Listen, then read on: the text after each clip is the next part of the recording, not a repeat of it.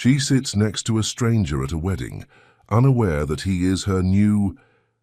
The spring afternoon in rural Maryland wrapped around Avery Elise Monroe like a warm embrace, yet she couldn't shake the feeling of being out of place. The borrowed dress clung to her curves more than she would have liked, and her sensible shoes, definitely too comfortable for such an elegant wedding, carried her across the manicured lawn with measured steps.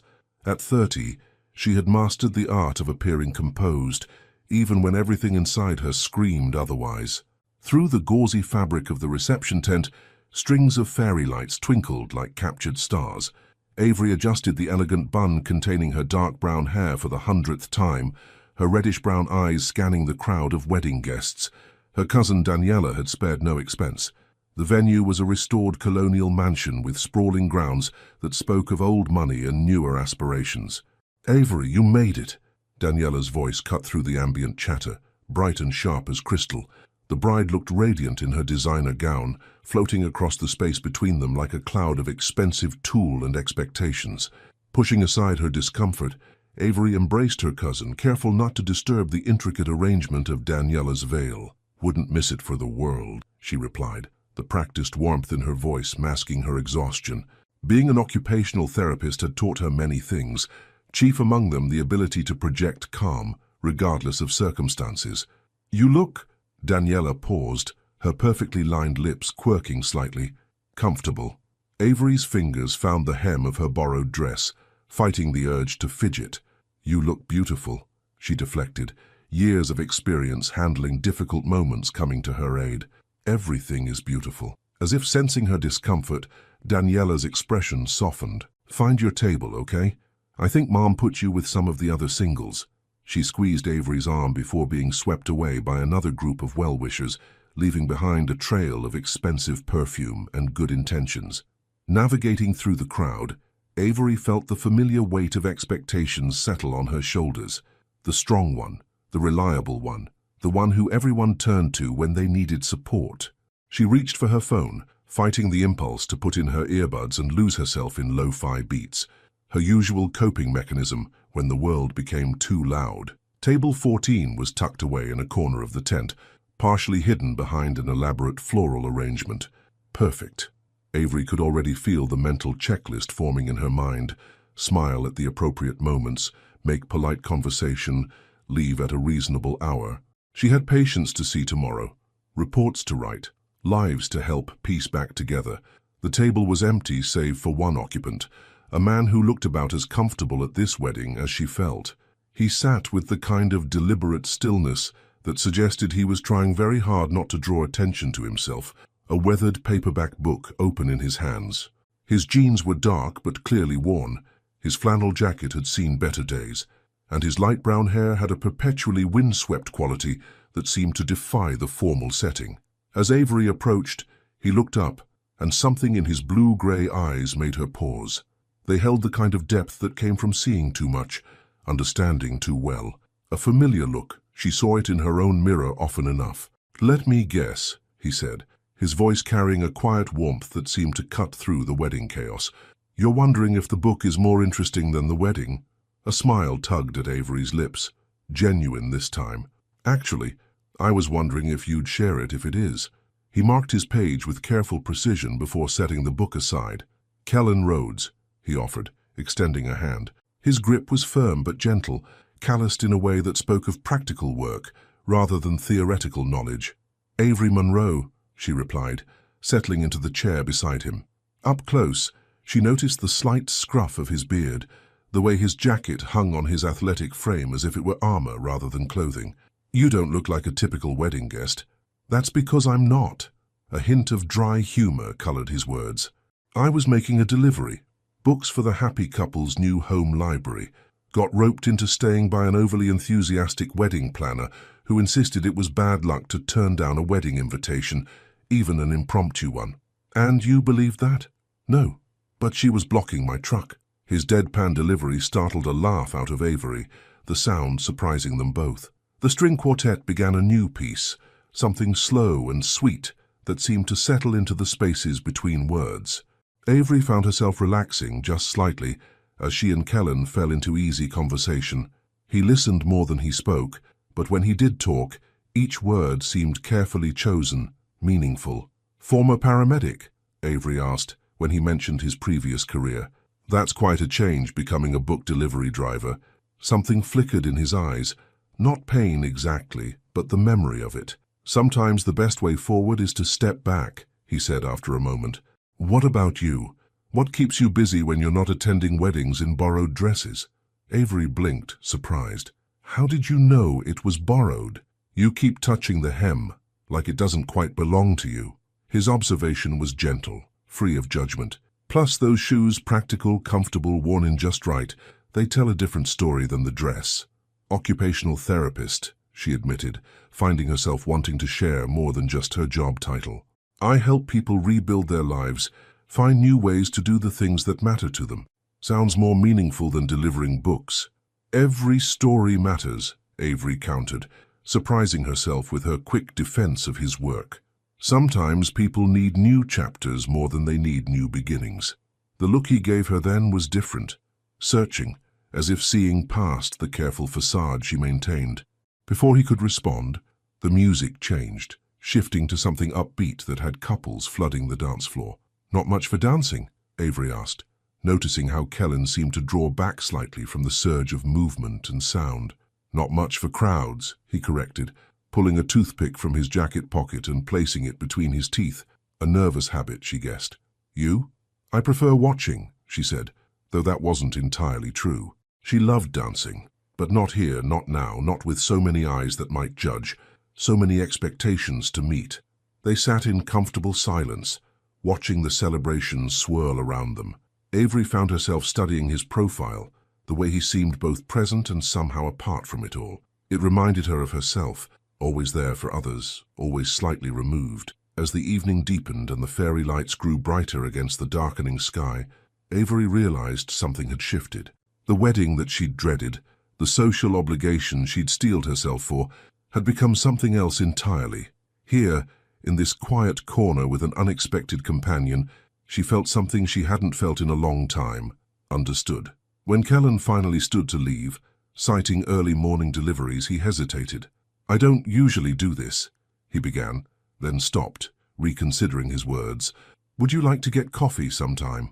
Real coffee, not wedding reception coffee." Avery looked up at him, this man who seemed as beautifully out of place as she felt, and made a decision. "I would," she said, surprising herself with how much she meant it. They exchanged numbers, his fingers slightly unsteady as he typed hers into his phone. "I'll text you," he promised, and something in his voice told her he meant it. Walking to her car later, Avery realized she hadn't checked her mental checklist once since sitting down at table 14. Her usual evening tea ritual waited at home, along with reports to file and patients to prepare for, but for once her mind wasn't racing through tomorrow's responsibilities. Instead, she thought about blue-gray eyes that saw too much, a quiet voice that meant what it said, and the possibility that sometimes the best things in life came not with fanfare, but with the simple recognition of kindred spirits. Her phone buzzed as she reached her car. Her text from an unknown number. "Thank you for making an unexpected wedding bearable. K." Avery smiled into the spring night, typing back, "Thank you for sharing your corner of the world." It wasn't dramatic, it wasn't earth-shattering, but as she drove home under a sky full of stars, Avery felt something she hadn't expected. Hope, quiet and steady as a heartbeat, that maybe sometimes the best stories started not with a bang, but with a simple hello at table 14. 3 days after the wedding, Avery sat in her office at the rehabilitation center, her lo-fi playlist humming softly through her earbuds as she reviewed patient files. The morning light filtered through the blinds, casting gentle shadows across her organized desk. Everything had its place, color-coded folders, perfectly aligned sticky notes, and a half-empty cup of chamomile tea growing cold beside her laptop. Her phone buzzed, breaking her concentration. A text from Kellen. "That coffee offer still stands, unless you've had your fill of awkward wedding crashers." A smile tugged at her lips as she remembered their conversation at table 14. Her fingers hovered over the keyboard, composing and deleting responses. The practical part of her brain, the one that made lists and kept her life running smoothly, reminded her about her packed schedule. her responsibilities, the comfort of her routine. But before she could talk herself out of it, another text arrived. "There's this quiet place near Patterson Park. They have a corner table away from crowds, and decent books on their shelves." He remembered, not just her preference for quiet, but the way she'd mentioned loving places with character. Avery found herself typing back, "Tomorrow, I have a break between sessions at 2. His response came quickly. "Perfect. The Reading Room Cafe on Eastern Avenue." She'll be the one pretending to read while actually watching the door. A knock interrupted her thoughts. Ms. Monroe, one of her patients, Michael, stood in the doorway, leaning on his cane. "Ready for our session?" Avery tucked her phone away, professional mode engaging seamlessly. "Of course, and remember, it's Avery." She guided him to the therapy area, her mind already focused on his recovery plan, yet somewhere in the background, a warm anticipation hummed like a gentle current. The next day arrived with the kind of spring warmth that made everything feel possible. Avery chose her outfit with unusual care, a comfortable navy dress that was truly hers, paired with her favorite ankle boots. Her natural hair was styled in a neat crown of twists, a style that made her feel both professional and herself. The Reading Room Cafe was exactly as Kellen had described. Nestled between a vintage bookstore and a flower shop, it had the lived-in feel of a place that welcomed lingerers and dreamers. True to his word, Kellen sat at a corner table, a book open in front of him, his eyes lifting to the door more often than the pages. He stood when he saw her, nearly knocking over his chair in the process. Today he wore dark jeans that fit better than his wedding pair, and a soft grey Henley that suited him more than the borrowed elegance of the reception. His hair was still charmingly disheveled, but his beard was trimmed neater, suggesting an effort had been made. "You came," he said, relief coloring his voice. "Did you think I wouldn't? I've learned not to expect things." He pulled out her chair. "But I'm glad you did." The cafe's atmosphere wrapped around them like a comfortable blanket. Shelves of books lined the walls, their spines creating a patchwork of colors and stories. The smell of coffee and old pages mingled in the air, and soft jazz played from hidden speakers. "So," Avery began, settling into her seat, "do you always arrange first dates in literary cafes? Or am I special?" "First dates?" Kellen's eyes crinkled at the corners. "Is that what this is? Well, you did crash a wedding to meet me. Seems only fair to call it what it is." His laugh was quiet but genuine. "I think you'll find my memory says I was delivering books and got kidnapped by an overzealous wedding planner. Potato, potato." Avery found herself relaxing into their banter. It felt natural, like stepping into a conversation they'd been having for years. They ordered a chai latte for her, black coffee for him, and fell into easy conversation. Kellen told her about his morning deliveries, including an elderly woman who insisted on reading the first page of every book he brought her before accepting the delivery. "She says you can't trust a book until you've heard its voice," he explained, absently chewing on a toothpick. "Takes forever, but she's usually right." "About the books?"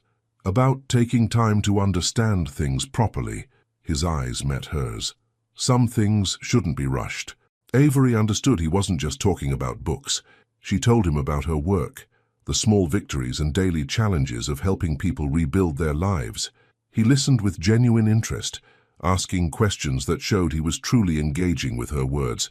It must be hard, he observed, being everyone's strength all the time. The comment caught her off guard. Most people focused on the helping aspect of her job, not the toll it took. "Sometimes," she admitted, "but it's worth it." "And who helps you?" The question was gentle but direct. Avery stirred her latte, watching the spices swirl. "I manage." "That's not what I asked." She looked up, meeting his steady gaze. There was no judgment there, just quiet understanding. "I'm learning to let people in," she said finally. "Slowly." "Slowly is good." Kellen reached across the table, his fingers stopping just short of hers. "Slowly means you're doing it right." The moment stretched between them, comfortable and charged at the same time. Through the cafe's window, sunlight played across their table, creating patterns that seemed to dance to the jazz music's rhythm. "Can I show you something?" Kellen asked suddenly. When she nodded, he stood, offering his hand. "It's just outside." Avery took his hand, noting how naturally their fingers interlaced. He led her out of the cafe and around the corner to the small used bookstore. In the window display, arranged with careful precision, were dozens of tiny paper cranes. "I deliver here every Tuesday," he explained. "The owner makes one crane for every book that finds a new home.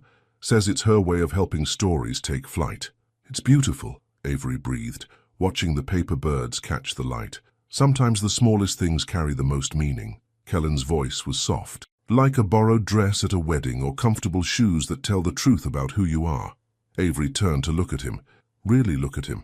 The afternoon sun caught the grey in his blue eyes, illuminating flecks of silver she hadn't noticed before. His hand was still holding hers, warm and steady. "I should get back," she said reluctantly, checking her watch. "I have a patient at 4. "I know," he smiled. "You mentioned it earlier between telling me about your morning session and explaining why you love working with elderly patients." The fact that he'd been paying such close attention, cataloguing her words so carefully, made something warm bloom in her chest. "This was nice," she said, meaning it more than she'd expected to. It was. He squeezed her hand once before letting go. "Maybe we could do it again. There's a park near here. Good for walking, thinking, talking. I'd like that." Avery pulled out her phone, pretending to check her calendar, though she already knew her schedule. "Saturday morning?" "Saturday's perfect." He walked her back to her car, maintaining a respectful distance that somehow made her feel more seen than any dramatic gesture could have. As she drove back to work, Avery realized she hadn't checked her mental checklist once during their time together. She hadn't needed to. For those precious hours, she had simply been present, been herself. Her phone buzzed at a stoplight. Another text from Kellen. "Thank you for making my afternoon better than any book ending." Avery smiled, feeling something settle in her chest, something that felt a lot like the beginning of a story she actually wanted to read. That evening, as she prepared her nightly tea, Avery caught herself humming along to her lo-fi playlist instead of using it to drown out her thoughts. Her usual evening routine felt different somehow, touched by the lingering warmth of an afternoon spent in genuine connection. She thought about paper cranes and quiet understanding, about hands that held gently and eyes that saw clearly, about how sometimes the best things in life came not in grand gestures, but in small moments of recognition. Tomorrow would bring its usual challenges: patience to heal, strength to project, responsibilities to meet. But tonight, Avery allowed herself to simply exist in the aftermath of a perfect afternoon, looking forward to Saturday with a hope that felt both terrifying and absolutely right. Saturday morning dawned clear and bright, the kind of spring day that seemed designed for new beginnings. Avery stood in front of her mirror, adjusting her simple white blouse and dark jeans, her natural hair styled in loose, flowing curls. She'd woken up earlier than necessary, her usual morning routine punctuated by moments of anticipation that made her hands tremble slightly as she prepared her morning tea. Her phone chimed with a text from Kellen. "The park has a coffee cart that opens at 9. Meet there, unless you've already had your morning tea ritual." The fact that he remembered her mention of tea during their cafe conversation brought a smile to her face. She typed back, "Tea doesn't preclude more caffeine. See you at 9. Patterson Park was coming alive with morning activity when Avery arrived. Joggers traced paths around the lake, dogs chased frisbees across open spaces, and early bird families pushed strollers along tree-lined walkways.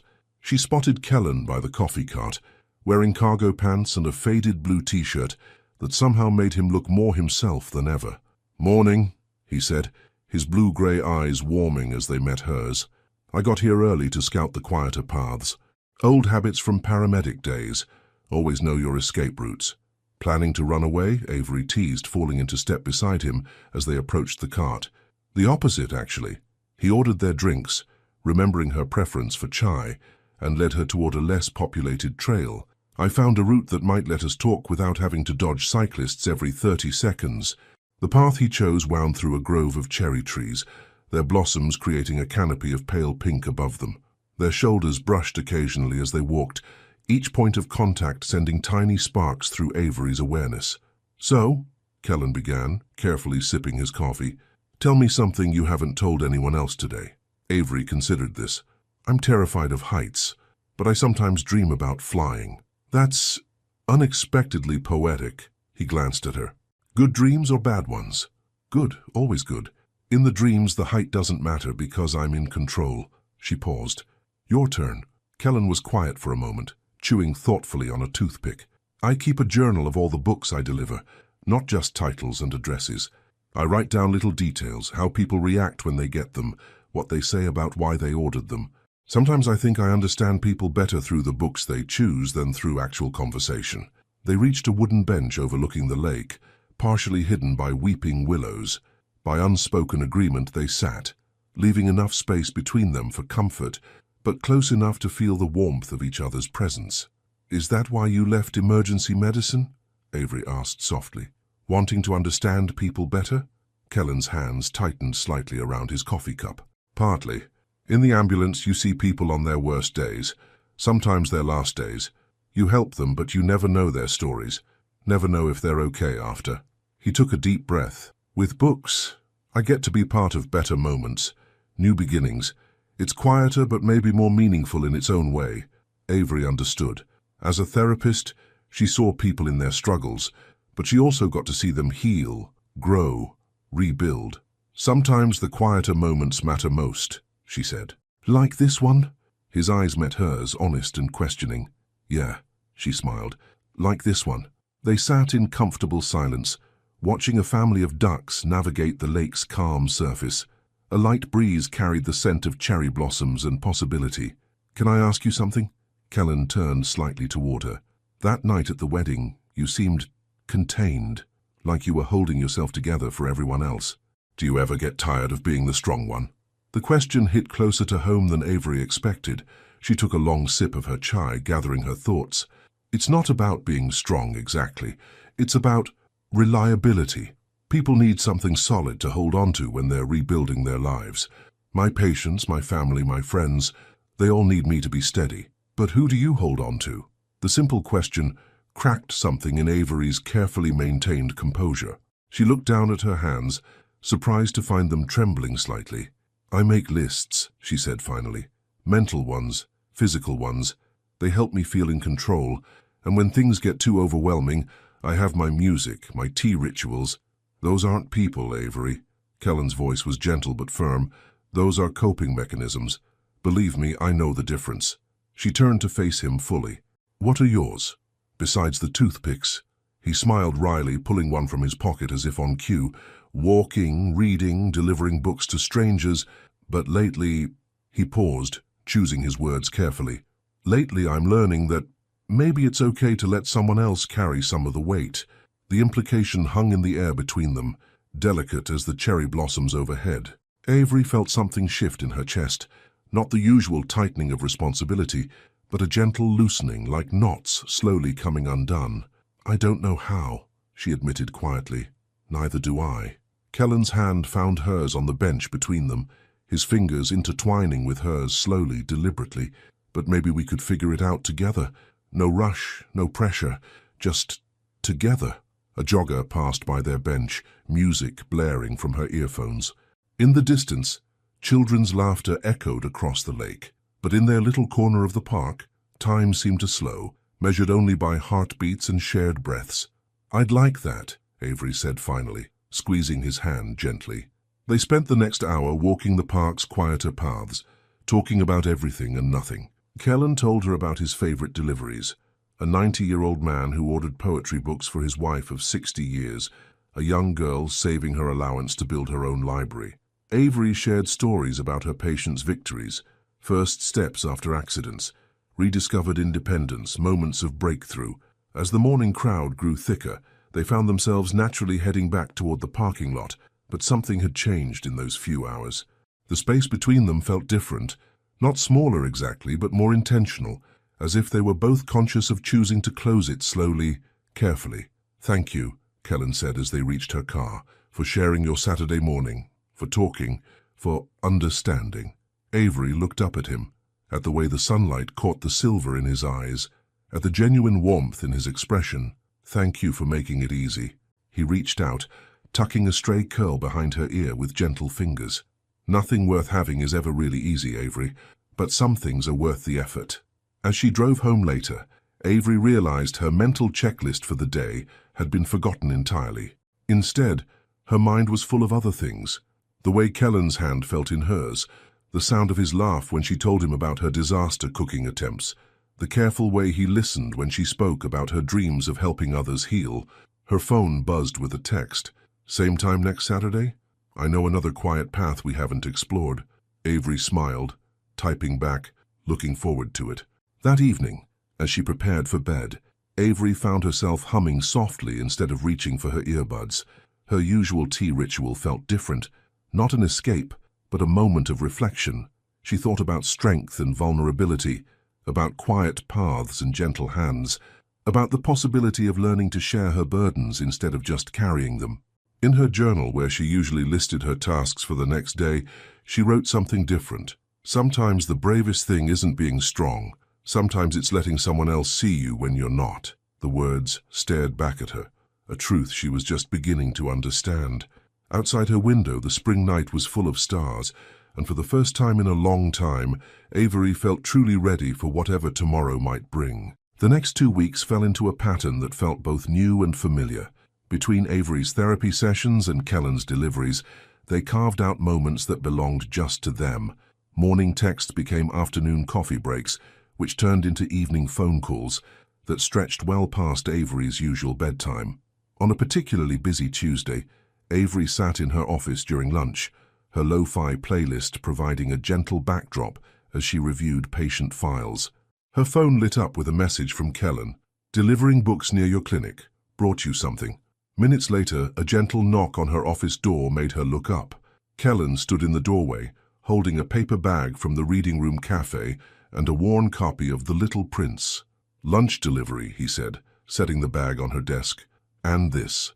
He placed the book beside it. "It reminded me of you." Avery picked up the book, running her fingers over its well-loved cover. "How so?" "It's about seeing what matters beneath the surface." He settled into the chair across from her desk, pulling out his ever-present toothpick, "and about taking time to understand important things." Opening the bag, Avery found her favorite chai tea and a warm cranberry scone. "You remembered." "I pay attention." His eyes crinkled at the corners, "especially to things that matter." They shared lunch in her office, Avery telling him about her morning sessions, while Kellen described the interesting characters he'd met on his delivery route. It was simple, ordinary even, but there was something profound in the ease of their interaction. "My claustrophobia acted up in the elevator earlier," he admitted, gesturing to the stairs visible through her window. "Had to take 6 flights of stairs to deliver a philosophy textbook to a professor who wasn't even there." Avery studied him, noting the tension he still carried in his shoulders. "Does it happen often?" "Less than it used to." He met her gaze. "Talking about it helps. Having someone who understands helps more." Before she could respond, her phone alarm chimed. "Next patient in 15 minutes. Kellen stood gathering the lunch remnants. "Friday?" he asked. "That little Italian place you mentioned?" 7 o'clock, she confirmed, already looking forward to it. He paused at the door. "Read the book when you can. It might explain some things better than I can." That evening, curled up with her nightly tea, Avery opened The Little Prince. A note fell from between its pages. "Sometimes the most important things can only be seen with the heart." Friday evening found them at Bella's, a small Italian restaurant tucked away on a quiet street. Avery wore a deep purple dress that made her brown skin glow, her hair styled in elegant twists. Kellen had made an effort too, dark slacks and a navy button-down that brought out the blue in his eyes. "No delivery stories today?" Avery asked as they settled into their corner booth. "Actually," Kellen fidgeted with his napkin, "I've been thinking about something. About the future." Avery's heart skipped a beat. "Oh? Remember how I mentioned wanting to open a bookstore cafe someday?" When she nodded, he continued. "I found a space. Small, needs work, but it feels right." The way he watched her reaction, cautious but hopeful, made something warm bloom in Avery's chest. "Tell me about it?" His face lit up as he described the old storefront, its big windows and wooden floors, the potential he saw in every corner. "It would be more than just books," he explained, "a place where people could find stories that matter to them, where they could feel at home, like you do with your deliveries now," Avery observed. "Creating connections through books." "Exactly." He reached across the table, taking her hand. "I'd love your opinion on it, if you want to see it, that is." I'd like that. She squeezed his hand. Very much. Their food arrived. Linguine for her, lasagna for him, but conversation continued to flow easily between them. Avery found herself sharing her own dreams, the ones she usually kept carefully guarded. I want to create a space, she said softly, where women like me can heal, not just physically, but emotionally. A place that understands cultural context, that sees the whole person. Kellen listened intently, his food forgotten. You'd be amazing at that. You already are, with your patience. It's different, though. Bigger, scarier. The best dreams usually are. His thumb traced patterns on her palm. But you don't have to figure it all out at once. After dinner, they walked through the neighborhood, their joined hands swinging gently between them. The spring evening was perfect. Warm enough to be comfortable, cool enough to justify walking close together. They stopped at a small park, sitting on a bench beneath a streetlight. Kellen pulled something from his pocket, a small, wrapped package. I've been carrying this around for 2 days, he admitted, waiting for the right moment. Avery unwrapped it carefully. Inside was a delicate bookmark, hand-painted with cherry blossoms like the ones from their park walk. For your lists, he explained, and maybe for marking new chapters. The thoughtfulness of the gift, the way it acknowledged both who she was and who she was becoming, touched something deep in Avery's heart. It's perfect, she whispered. They sat in comfortable silence, Avery's head eventually finding its way to Kellen's shoulder. Above them, stars peeked through the city's light pollution, and somewhere nearby, a street musician played a soft melody on an acoustic guitar. I have a confession, Kellen said finally. I've been writing about you in my delivery journal. Avery lifted her head to look at him. Oh? Not just about you, about us. About how some stories find you when you least expect them, and how sometimes the best books are the ones that take time to read. His words hung in the air between them, full of meaning and possibility. Avery found herself thinking about all the little moments that had led them here. A chance meeting at a wedding, shared coffee, quiet walks, lunch deliveries, honest conversations. I like that, she said softly. The idea of taking time, of letting things unfold naturally. Yeah? His eyes met hers, hopeful and warm. Yeah. She settled back against his shoulder. Some stories shouldn't be rushed. Later that night, as Avery prepared her evening tea, she found herself humming again, something she'd been doing more often lately. Her usual carefully ordered routine had gained new rhythms, new patterns that included unexpected lunch deliveries and goodnight texts. Her phone buzzed. Thank you for making every ordinary day feel extraordinary. Avery smiled, adding the message to her mental list of moments to treasure. Tomorrow would bring its own challenges, patience to help, strength to maintain, responsibilities to meet. But now those challenges felt different, lighter somehow, shared in a way she was just beginning to understand. She took out her new bookmark, running her fingers over the painted cherry blossoms. In her journal, beneath her usual lists and plans, she wrote, "Sometimes the most extraordinary stories are written in ordinary moments, one page at a time." Outside, the spring night wrapped around her apartment like a gentle embrace, and Avery felt something settling in her soul, a peace she hadn't known she was missing, found in the simple rhythm of two lives slowly, carefully intertwining. Rain drummed against the windows of Avery's apartment, creating a soothing rhythm that mixed with her lo-fi playlist. She sat cross-legged on her couch, case files spread around her like a paper constellation, when her phone lit up with Kellen's name. "So you busy?" his text read. "Need to walk, need to think. Company would be nice." Something in the brevity of his message, so different from his usual thoughtful texts, made her pause. In this rain? Especially in this rain. Avery glanced at her files, at her neat lists of tomorrow's tasks, at the comfort of her usual routine. Then she thought about the weight she'd heard in those few words. Where? Patterson Park. Our bench. 20 minutes later, Avery pulled into the park's nearly empty lot, an umbrella in one hand and a thermos of hot tea in the other. She spotted Kellen immediately, a solitary figure by the lake, rain soaking through his jacket, his usual composed stance replaced by something more rigid, more troubled. "Hey," she called softly, moving to share her umbrella. Up close she could see the tension in his jaw, the way he kept reaching for toothpicks that weren't there. "Had a delivery today," he began, eyes fixed on the rain-rippled water. "Children's hospital, books for the long-term care unit." His voice caught. "There was this little girl." Avery waited, understanding the weight of unspoken words. She'd seen that look before, in her patient's eyes, in her own mirror on particularly hard days. "She reminded me of my last ambulance call," he continued finally. "Same age, same smile, different ending." His hands clenched at his sides. "I thought I'd dealt with it, put it away, moved on, but seeing her today..." Without hesitation, Avery took his hand, feeling the cold dampness of rain and the trembling he was trying to hide. "Tell me about her? The one from today?" "Lucy. She's 8. Wanted books about space because..." He swallowed hard. "Because she's going to be an astronaut when she gets better, just like the other one wanted to be a dancer." Understanding washed over Avery. This wasn't just about today's delivery. This was about the weight he'd been carrying, the reason he'd left emergency medicine, the ghosts that still haunted him. "Sometimes," she said carefully, "the hardest part isn't the trauma itself. It's the echoes, the moments that bring it all back." Kellen turned to look at her then, rain mixing with what might have been tears. "How do you do it? Keep going back, day after day, seeing people at their most vulnerable?" "I make lists," she admitted. "Not just for organization, for control. For reminding myself that even on the hardest days there's order, progress, hope." She squeezed his hand. "And lately, I remember I'm not alone." Something shifted in his expression, a softening, a recognition. "I've never told anyone about that last call, about why I left. You can tell me if you want to, or we can just stand here in the rain until you're ready to walk again."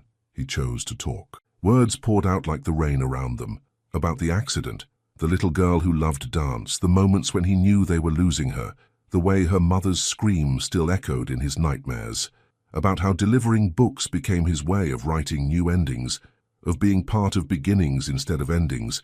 When he finished, they were both soaked, despite the umbrella, but neither moved to leave. Avery reached up, touching his face gently, wiping away what might have been raindrops or tears. "Thank you," she whispered. "For what?" "For trusting me with your ghosts." He leaned into her touch, eyes closing briefly. I think I needed someone who would understand. Not just hear, but understand." "I do," she said simply, because she did. She understood the weight of responsibility, the cost of caring, the way some burdens changed you forever. They walked then, sharing the umbrella and the thermos of tea, talking about lighter things, his morning deliveries, her latest patient success, the book she was reading. But something had shifted between them, a deepening of understanding, a lowering of walls. Near her car, Kellen stopped suddenly. "I need to show you something, not today, but soon. The bookstore space I mentioned. It's more than just a dream. I've been working on the business plan, looking at loans. Because after today, I'm more certain than ever that I need to do this. Create a space where stories can heal." Avery felt her heart swell with pride, and something deeper, something that felt a lot like falling. "I'd love to see it. Tomorrow? After your last session?" "It's a date." He walked her to her car, both of them reluctant to end the evening, despite their drenched clothes and the lateness of the hour. Before she got in, Kellen caught her hand. "Avery?" His voice was soft but steady. "Thank you. For coming when I needed someone, for understanding." She rose on her tiptoes, pressing a gentle kiss to his rain-cooled cheek. "Always." That night, as she went through her evening routine, changing into dry clothes, preparing her usual tea, reviewing her lists for tomorrow, Avery found herself thinking about vulnerability, about how sometimes the strongest connections were built not on perfect moments, but on shared struggles, understood pain, and the courage to let someone see beneath the surface. Her phone buzzed with a text from Kellen. "Just realized something. You didn't have your earbuds in tonight, no lo-fi playlist." She smiled, typing back, "Some moments don't need background music." His response came quickly. "Some people don't need shields." Avery sat with that thought, letting it settle into her heart. She opened her journal, past her daily lists and schedules, and wrote, "Real strength isn't in the walls we build, but in knowing when to let them fall." Outside, the rain continued its gentle percussion, but inside Avery felt warm, grounded, and more certain than ever that some storms were worth walking through, especially when you didn't have to face them alone. Her final text of the night was simple. "Thank you for trusting me with your truth." His reply made her heart flutter. "Thank you for making me brave enough to share it." As she drifted off to sleep, Avery realized that for the first time in years, she hadn't needed her usual evening rituals to find peace. Sometimes it seemed peace came not from routine but from connection, from knowing that somewhere out there someone understood your heart's deepest languages, even the ones spoken in silence and rain. The next evening, Avery found herself standing in front of an old brick building in one of Baltimore's historic districts. The storefront windows were dusty but intact, hints of vintage crown molding peeking through years of neglect. Kellen waited by the door, keys jingling nervously in his hands. "It's not much to look at right now," he said as she approached, his usual confidence tinged with uncertainty. "But try to see it how I see it." "Show me," she replied, taking his offered hand. The door creaked open, revealing a space that smelled of old wood and possibility. Kellen fumbled with a switch, and string lights he'd clearly installed himself flickered to life, casting a warm glow across the room. Despite the dust and empty shelves, Avery could immediately see what had drawn him to the place. "The original hardwood floors are still good," he explained, leading her through the space. "And look at these built-in shelves. They're from when this was a general store in the 1920s. Avery ran her fingers along the wooden shelving, feeling the history beneath the dust. "Tell me how you imagine it."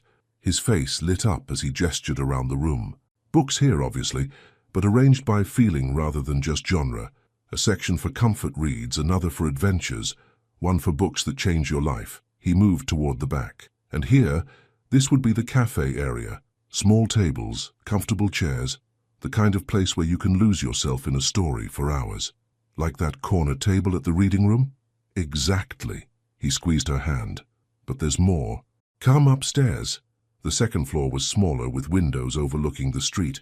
"This space," Kellen said softly, "I've been thinking about what you said, about wanting to create a place for healing." Avery turned to him, surprised. "What do you mean?" "The bookstore could be more than just books. This floor could be a community space. For book clubs, yes, but also for support groups, workshops, the kind of healing work you want to do." He chewed on a toothpick, watching her reaction. If you're interested in collaborating." The offer took her breath away. "Kellen, you don't have to answer now," he rushed to add. "It's just yesterday, in the rain, talking about Lucy and the other little girl, I realized something. Books helped me heal, but it was having someone understand that made the real difference." His eyes met hers. "You made the difference." Avery felt tears threatening to spill, not just at the offer, but at the thought and care behind it. At how well he understood her dreams, how perfectly he'd woven them into his own. "Can I show you something?" she asked, pulling out her phone. With slightly trembling fingers, she opened her notes app and showed him a list she'd been adding to for years. Community Healing Center ideas. Kellen read through her detailed plans: therapy spaces, meditation rooms, areas for group sessions. "Avery," he breathed, "this is amazing. I've been afraid to show anyone," she admitted, "afraid they'd think it was too much, too ambitious." "It's perfect." He looked around the space, then back at her notes. "And it would fit. All of it would fit here." They spent the next hour walking through the building again, this time with both their dreams overlapping. Avery could see it now, how the bookstore and cafe could flow naturally into healing spaces, how stories and therapy could intertwine, how they could create something unique and meaningful together. "There's a garden space out back," Kellen showed her, opening a door to a small, overgrown courtyard.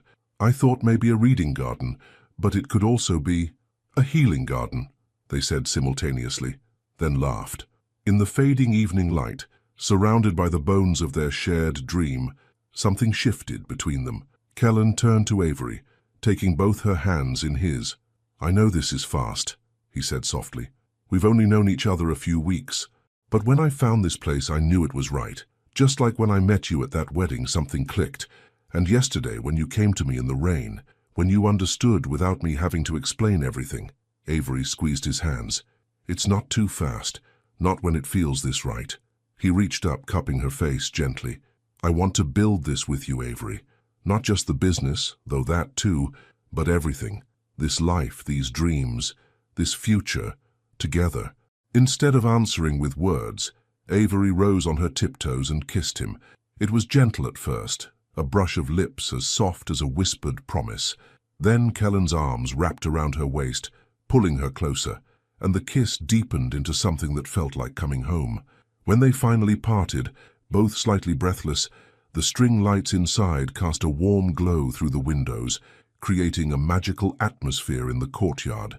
"Is that a yes?" Kellen asked, his smile both teasing and tender. "That's a let's build something beautiful together," Avery replied, her heart fuller than she'd ever known it could be. Later that evening, they sat on the floor of what would be the bookstore, sharing takeout and drawing up plans on the back of old receipts. Avery's usual need for careful lists and organized schedules melted into something more organic, dreams and ideas flowing freely between them. "We could call it Haven," Kellen suggested, sketching a rough logo. "Books and healing." "Perfect," Avery smiled, leaning against him. "A safe place for stories and souls."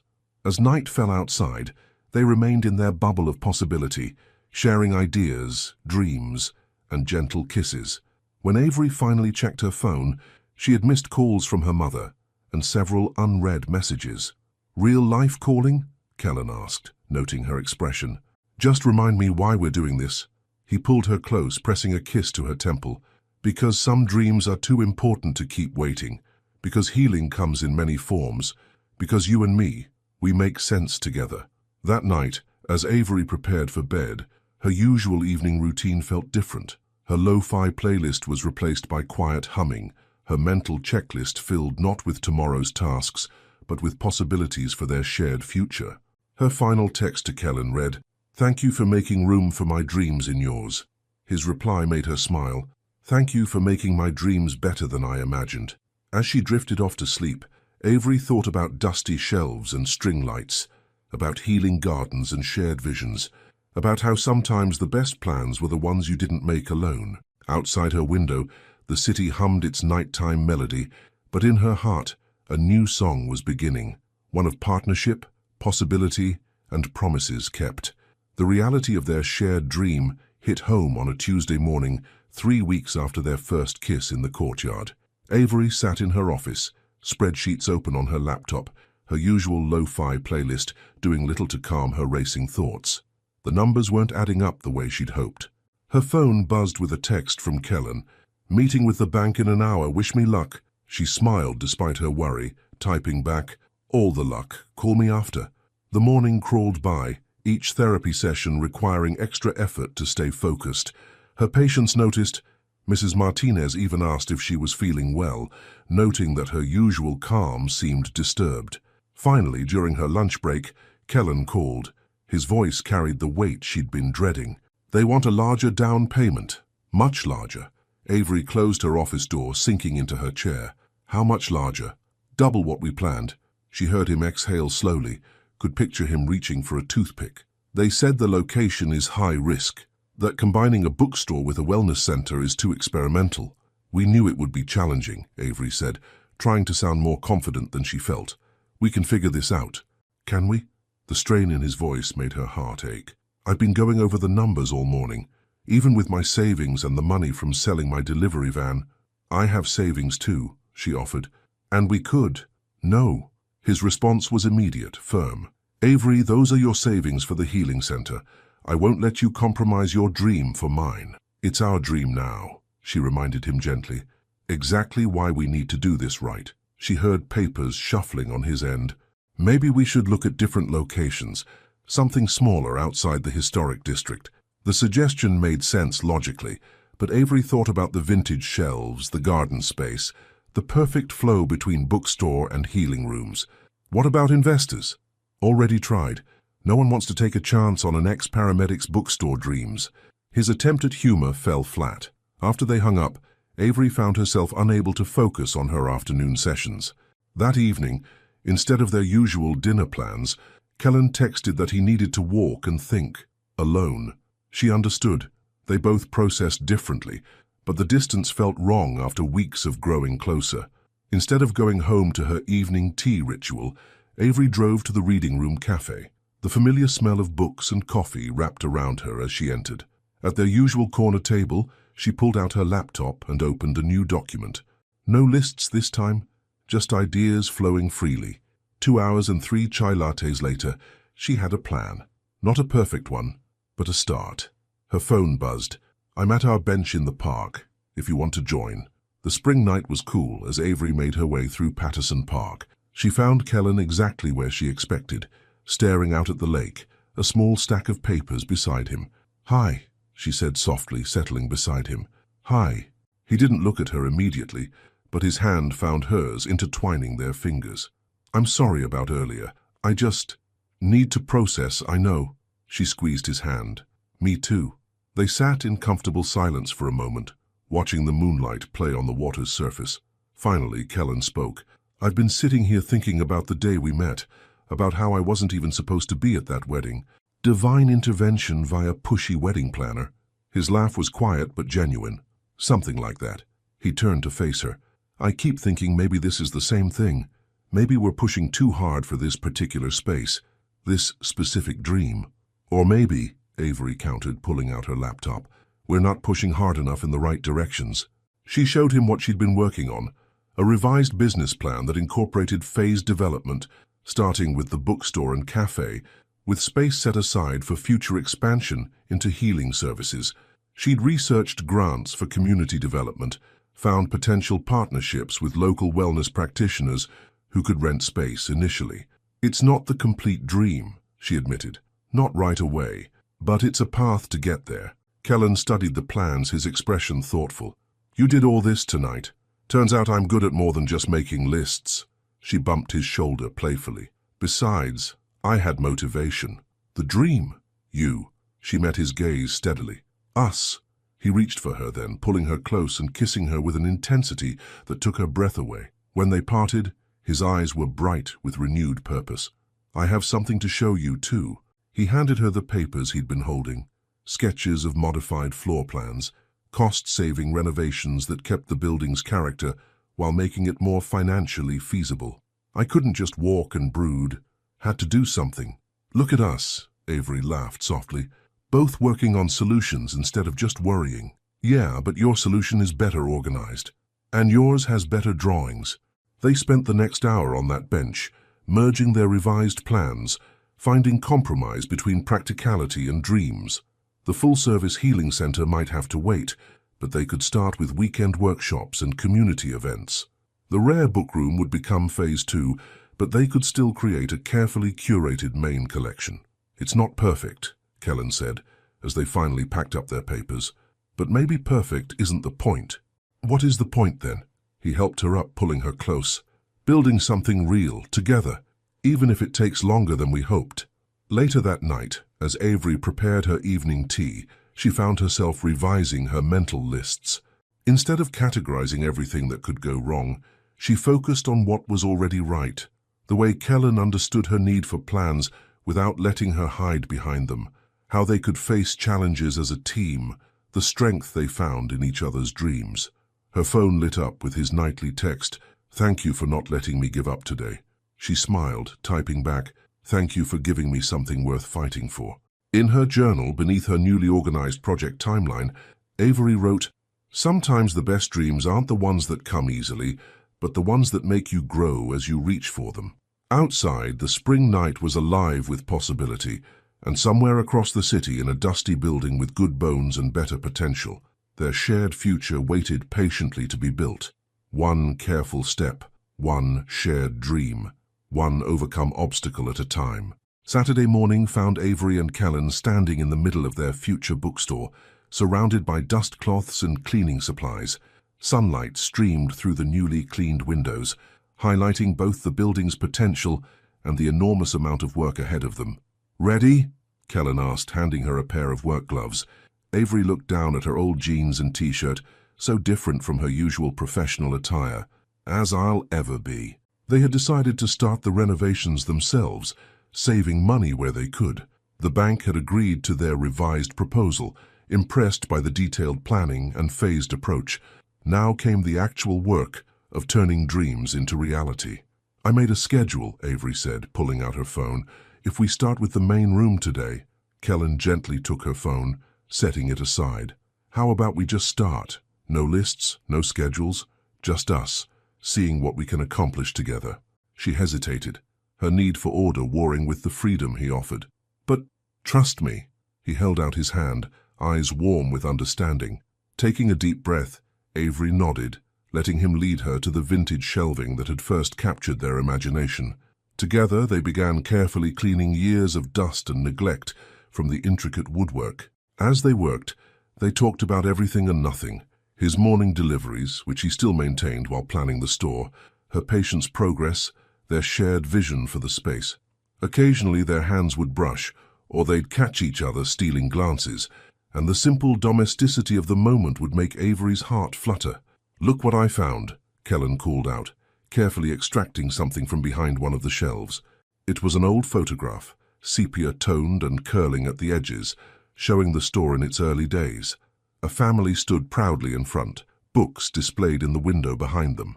"They look so happy," Avery observed, studying the image, like they knew they were building something special. "Like us?" Kellen's arms slipped around her waist from behind, his chin resting on her shoulder. "Like us." They worked through the morning, making surprising progress. By lunch, the main shelving was clean, and they discovered several architectural details hidden under years of paint and dust. "Break time," Kellen announced, pulling a picnic basket from his delivery van. "Thought we could christen the garden." The overgrown courtyard was their next major project, but they'd cleared enough space for a blanket. Sitting there, sharing sandwiches and iced tea, surrounded by the bones of their future, Avery felt a profound sense of rightness. "Penny for your thoughts?" Kellen asked, noticing her contemplative expression. "I was just thinking this morning when you asked me to work without my lists, it scared me a little." She met his eyes. "I've always needed that control, that structure. But being here with you, just letting things unfold naturally, it feels good." He reached over, tucking a stray curl behind her ear. "And you've taught me that sometimes a little planning isn't such a bad thing. We balance each other." After lunch, they tackled the upstairs space, what would eventually become the healing center. As they cleaned, Avery found herself sharing more detailed visions of her plans. "Group therapy could happen here," she explained, gesturing to one corner. "And this space, I've always imagined a meditation room with soft lighting and, like this." Kellen flipped a switch he'd been working on, revealing a string of soft white lights he'd installed while she'd been describing her dreams. Tears pricked at Avery's eyes. "When did you—" "During lunch. I noticed how your eyes lit up when you talked about it yesterday." He shrugged, but his expression was tender. "I want to help build your dreams too, not just mine." She crossed the room and kissed him, dust and all. When they parted, both were smiling. "We should probably actually work," Avery murmured against his lips. "Probably," he agreed, not letting go. They did eventually return to their tasks, working until the setting sun painted the rooms in gold. Looking around at their progress, Avery felt a surge of pride. It wasn't just the physical changes, though those were significant, but the way they'd worked together, adapting to each other's rhythms, supporting each other's visions. "Shower and dinner?" Kellen suggested as they packed up their supplies. "That new Thai place you mentioned?" "Actually," Avery hesitated. "Would you want to come over? I could cook." They'd never been to each other's homes before, always meeting in neutral spaces. This felt like another step forward, another wall coming down. Kellen's smile was soft with understanding. "I'd love that." Later that evening, in Avery's kitchen, they moved around each other as if they'd been doing it for years. While she prepared her grandmother's curry recipe, Kellen set the table and shared stories about the most unusual book requests he'd received. Someone actually ordered 50 copies of the same gardening book. Avery laughed, stirring the curry. Wedding favors. Apparently they met in a community garden. He came up behind her, sampling the sauce over her shoulder. "This is amazing." After dinner, they settled on her couch, tired but content. Avery's usual evening routine felt different with Kellen there. Richer, warmer, more complete. "I didn't make my nightly tea," she realized suddenly. "Do you need to?" His question was gentle, understanding. She thought about it, about how her need for familiar rituals felt less urgent lately. "No," she said, surprising herself. "This is enough." Kellen pulled her closer, pressing a kiss to her temple. "Do you know what I realized today? Watching you work without your lists, seeing you so free and happy, I fell in love with you all over again." The words hung in the air between them. not heavy but floating like dust motes in sunlight. They hadn't said it before, though they'd both felt it growing. Avery turned in his arms, meeting his gaze. "I love you too," she said softly. "Not just because you support my dreams or understand my quirks, but because you make me brave enough to grow beyond them." That night, after Kellen left with promises of another workday tomorrow, Avery did make her tea. But instead of using it as a shield against loneliness or anxiety, she sipped it while looking at the photograph they'd found, now carefully cleaned and framed. Her phone buzzed with Kellen's message. "Thank you for today, for working without lists, for sharing your home, for everything." She smiled, typing back, "Thank you for making me feel safe enough to try new things." In her journal, beneath the day's accomplishments, she wrote, "Sometimes love isn't just about accepting who someone is. It's about creating a safe space for them to become who they're meant to be." Outside, the spring night was filled with the promise of tomorrow, of more shared moments, more walls coming down, more dreams being built together. And for the first time, Avery was perfectly content to let those dreams unfold without trying to control every detail. 2 months of renovation had transformed the old building almost beyond recognition. The vintage shelves gleamed with renewed life, the hardwood floors shone under fresh polish, and the garden had begun to take shape under Avery and Kellen's careful attention. Only 1 week remained until Haven's grand opening. Avery stood in what would be her therapy space, running her fingers along the meditation room's newly installed bamboo flooring. The soft lights Kellen had put in cast a gentle glow, creating exactly the peaceful atmosphere she'd always envisioned. Her phone buzzed in her pocket, a reminder of her last day at the clinic tomorrow. Having second thoughts, Kellen's voice came from the doorway. He'd been installing the cafe's espresso machine downstairs, and a smudge of grease marked his cheek. "No," she said, turning to face him. "Just taking it all in. It's really happening." He crossed the room to her, and she automatically reached up to wipe the grease from his face. These small intimate gestures had become natural between them, as comfortable as breathing. "Remember the first time we stood here?" he asked, pulling her into his arms, "when everything was dust and dreams? And now look at us." She gestured to the transformed space. "Although you still have dust on you. Hazard of the job." He pressed a kiss to her forehead. "Come downstairs. I want to show you something." The main floor of the bookstore was nearly ready. Books filled most of the shelves, carefully curated titles that Kellen had been collecting for months. The cafe corner was cozy and inviting, with mismatched vintage furniture they'd restored together. But Kellen led her to a new addition, a wall they'd designated for local artists and community announcements. In the center hung the old photograph they'd found, now beautifully framed. Beside it was a new picture, one of them on their bench in Patterson Park, caught in a moment of shared laughter. "When did you—" Avery started.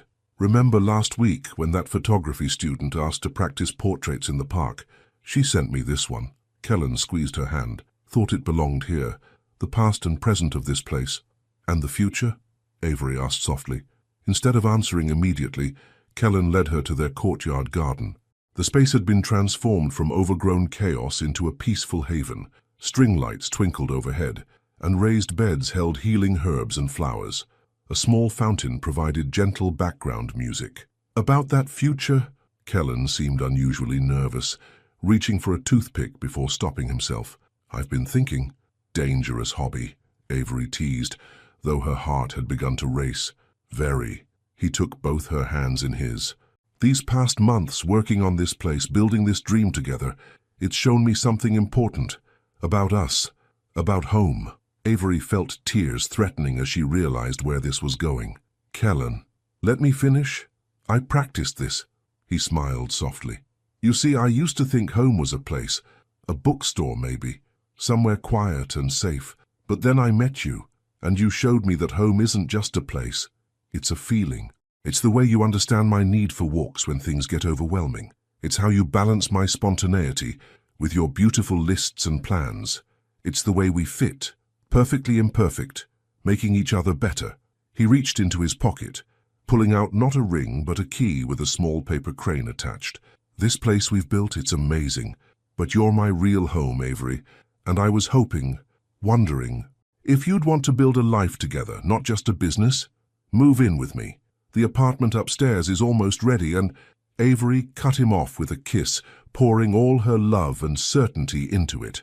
When they parted, both were crying and laughing at the same time. "Is that a yes?" he asked, echoing their first kiss in this very garden. "That's a... What took you so long?" She took the key, admiring the paper crane. "How long have you been planning this?" "Remember that evening you came over and helped me pack up my delivery route paperwork? I started looking at apartment renovation plans that night. Wanted to surprise you. Is that why you kept the upstairs off-limits this past week?" He nodded. "Want to see it?" The apartment was perfect, open and airy, with large windows overlooking their garden. Kellen had incorporated elements of both their styles, clean lines and organized spaces for her, comfortable reading nooks and warm colors for him. A small balcony held 2 chairs and a tea table. "Your evening tea spot," he explained. "And look," he opened a door to reveal a home office with built-in bookshelves and a therapy couch, for when you want to work from home. Avery walked through the space, touching everything, noting how he'd thought of every detail. Her organized nature thrilled at the clever storage solutions, while her heart melted at the personal touches, framed photos of their moments together, space for her lo-fi speaker system, even a special shelf for her tea collection. "When can I move in?" she asked, turning to find him watching her with soft eyes. "This weekend? That gives us time to settle in before the opening." She wrapped her arms around his neck. "Perfect. Though I should warn you, I have a lot of lists to pack." "I wouldn't have it any other way." He kissed her softly. "Though I did leave room for new lists, new dreams." That evening, they sat on their balcony, sharing tea and plans. Below them, their garden twinkled with lights, and through the windows, they could see their nearly completed dream taking shape. "You know what I love most about all this," Avery said, leaning against Kellen's chest. "It's not just the store, or the healing center, or even this beautiful home. It's that we built it together. Every decision, every challenge, every victory, we did it as a team." Speaking of decisions, Kellen pulled out a notebook, one of her habits he'd adopted. "I may have started a list of wedding venues, for future reference." Avery's heart skipped. Future reference. "Well, I figured we should get through the store opening first, and moving in together. But after that," he smiled against her hair, "I have plans." "Plans? Who are you and what have you done with my spontaneous book delivery man?" He fell in love with a beautiful list maker who taught him that some things are worth planning for. Later that night, as they lay tangled together on the couch they'd moved up that afternoon, Avery thought about journeys and destinations, about how sometimes the best dreams were the ones you didn't even know to wish for until they found you. Her phone buzzed with a text from her mother. "Just drove by the store. It's beautiful, baby girl. Can't wait for the opening." Kellen read the message over her shoulder. "Speaking of the opening, did you finish that list of—" Avery silenced him with a kiss. "Tomorrow. Tonight, let's just be here. Home. Home," he repeated, pulling her closer. "I like the sound of that." Outside their windows, Baltimore settled into night, and in their garden the herbs they'd planted together reached toward the stars. Everything wasn't perfect. There were still boxes to pack, details to finalize, challenges to face, but they would face them together, in this space they'd built with love and understanding, dreams and determination. And that, Avery thought as she drifted off in Kellen's arms, was the most perfect plan of all. Opening day dawned with perfect spring weather, as if nature itself was celebrating with them. Avery stood in their apartment above Haven, watching the sunrise paint Baltimore's skyline in shades of gold. Her usual morning tea sat untouched as she took in the view, her mind too full of excitement and nervous energy for rituals. Warm arms slipped around her waist, and Kellen's chin came to rest on her shoulder. "You're up early." "Couldn't sleep," she admitted, leaning back against him. "Too many thoughts. Want to share them?" She turned in his embrace, taking in his sleep-rumpled appearance and tender eyes. "What if no one comes? What if the healing center concept is too different? What if—" He silenced her with a gentle kiss. "What if it's perfect? What if this is exactly what our community needs? What if this is just the beginning of something amazing?" A knock at their door interrupted her response. "You two decent?" Dante's voice called out. "Got your opening day coffee delivery." Kellen opened the door to reveal Avery's former co-worker, now their head barista, balancing a tray of drinks. "You're early," Avery noted, accepting her chai latte gratefully. "Someone had to make sure you weren't stress organizing the books for the 10th time." Dante grinned. "Besides, wait until you see downstairs." They followed him down to the main floor, and Avery gasped. Overnight, their friends and family had decorated the space with fresh flowers and handwritten notes of encouragement pinned to a special board. The morning light streamed through the windows, making the polished wood shelves glow. "Your mom did the flowers," Dante explained, "and those notes started arriving last night. From your patients, Kellen's old delivery clients, everyone who's been watching this place come together." Avery moved to read the notes, tears threatening as she recognized familiar handwritings. Messages of support, excitement, and love covered the board. One in particular caught her eye, from Lucy, the little girl from the children's hospital. "Can't wait to read stories in your garden. Thank you for making a special place for healing." Kellen came up beside her, his own eyes suspiciously bright. "We did this," he said softly. "We really did this." The next few hours passed in a blur of final preparations. Avery moved through her carefully prepared checklist, while Kellen handled last-minute deliveries. Their staff, a small but dedicated team, arrived one by one, each adding to the growing excitement. At exactly 10 o'clock, Kellen took Avery's hand, leading her to the front door. Outside, a small crowd had gathered: friends, family, future clients, and curious neighbors. Through the window, Avery could see her mother wiping away tears, and beside her several of Avery's former patients waited eagerly. "Ready?" Kellen asked, pulling out a toothpick, only to have Avery gently take it away with a knowing smile. "Ready?" Together, they unlocked the doors to Haven Books and Healing. The response was overwhelming. People flowed through the space with expressions of wonder, exploring every carefully curated corner. The cafe filled with laughter and conversation, the garden hosted impromptu reading sessions, and upstairs potential clients toured the healing spaces with obvious appreciation. "This is amazing," Mrs. Martinez, one of Avery's longtime patients, said as she explored the meditation room. "It feels like hope." Mid-afternoon brought a special moment when a delivery van pulled up outside. Kellen's former colleagues arrived with boxes of books, special orders they'd been collecting for Haven's opening. Among them was the elderly woman who always read the first page of every book. "Well?" Kellen asked as she examined their fiction section. "Does it pass the test?" She looked around the store, at the mix of people finding connections through stories and healing, at the way Avery moved through the space offering gentle guidance, at the perfect blend of bookstore and sanctuary they'd created. "My dear," she said, patting his cheek, "this is better than any first page I've ever read." As evening approached, the crowd thinned to a comfortable buzz. Avery found Kellen in their garden, watching a group of children reading in the fairy light glow. "Penny for your thoughts?" she asked, echoing his familiar question. He pulled her close. "Just thinking about that wedding, about how the best stories sometimes start when you least expect them." Speaking of stories, Avery reached into her pocket, pulling out a small wrapped package. "I got you something." Inside was a leather-bound journal, its cover embossed with their logo. "For new beginnings," she explained, "and for keeping track of all the stories that will unfold here." Kellen traced the embossing with gentle fingers. "I have something for you too." From his jacket, he produced a familiar-looking key, but this one was attached to a delicate silver chain. "Since you gave back the first one when you moved in, thought you might like to keep this one closer to your heart." "It's perfect," she whispered, as he fastened it around her neck.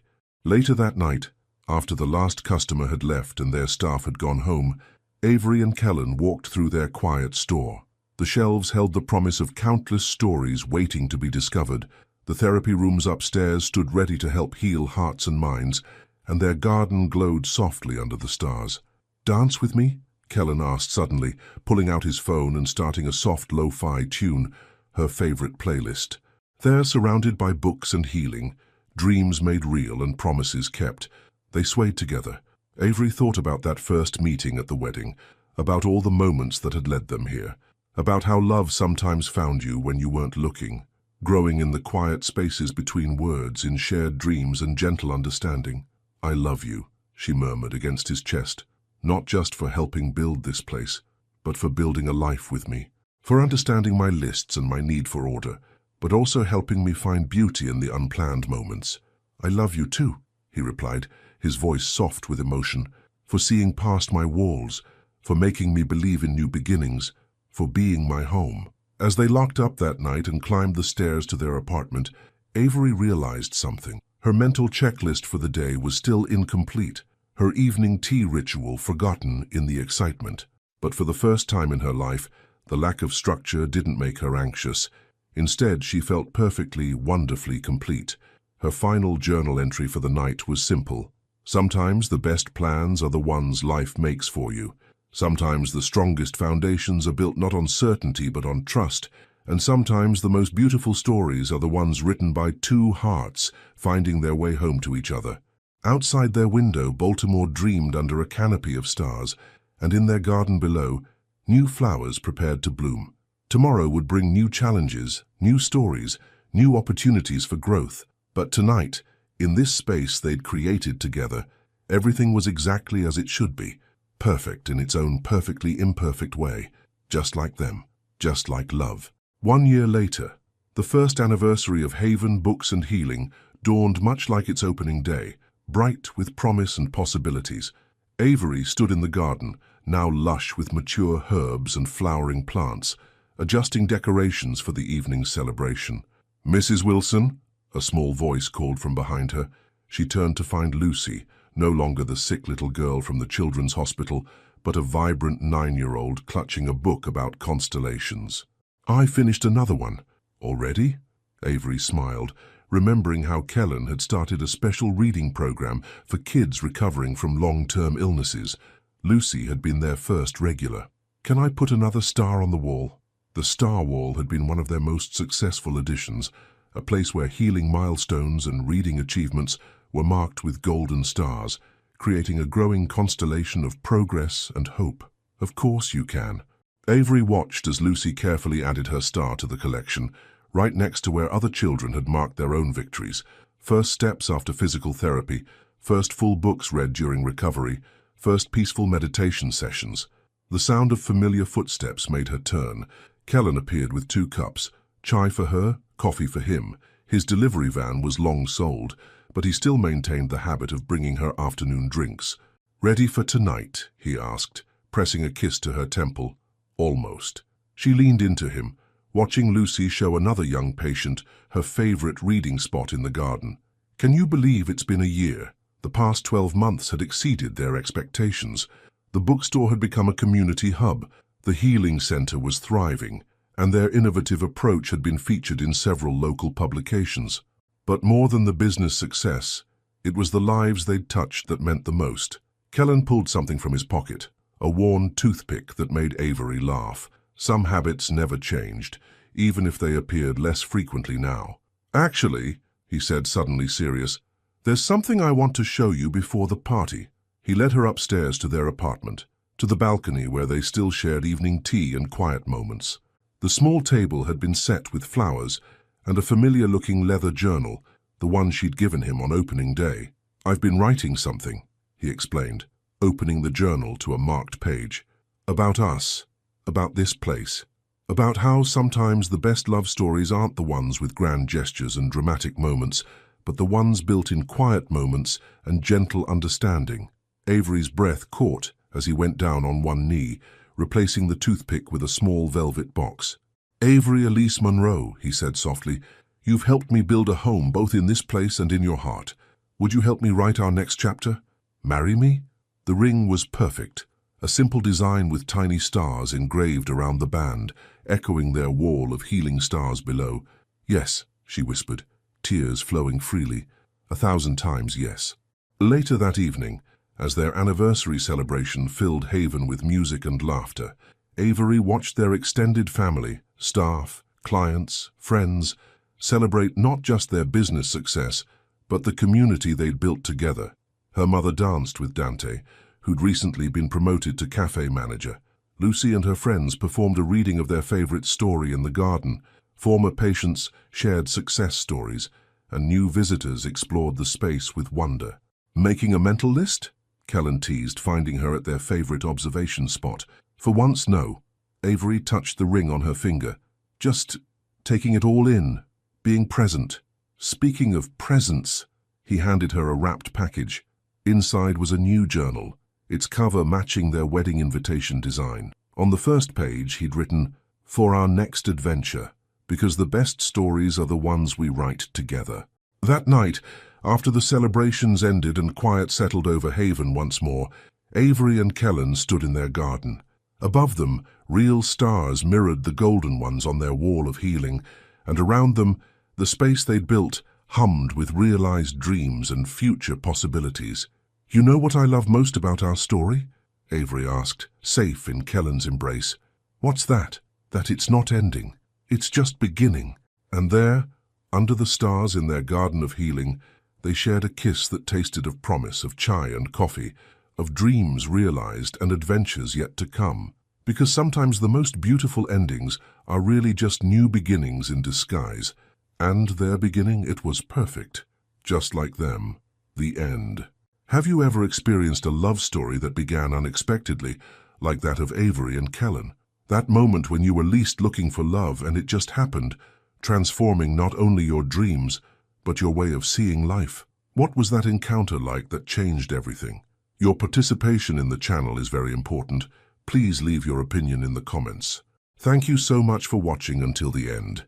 If you enjoyed this story, don't forget to subscribe to the channel, leave a like, and comment your thoughts. Your participation is very important to us. See you next time.